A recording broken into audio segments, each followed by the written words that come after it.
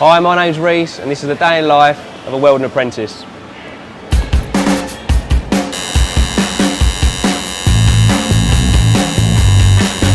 We do live aircraft repairs.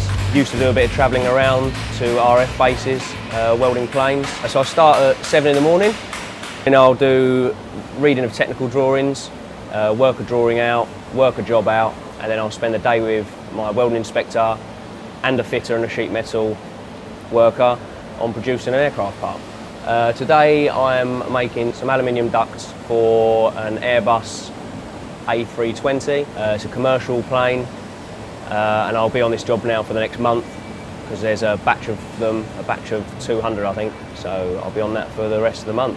As an apprentice I got moved around the company quite a lot, you know, to learn to read technical drawings, to learn fitting on live aircraft.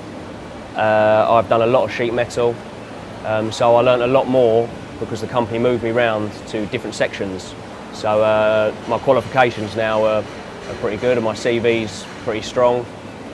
I think that's where an apprenticeship will differ between just going to college. I completed my apprenticeship. I've been headhunted recently by a Formula 1 team. I've been down to McLaren to have some conversations with them.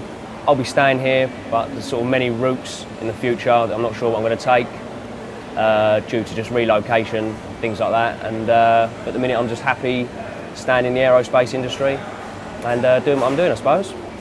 Yeah, I think an apprenticeship shows sort of dedication from a personal point of view.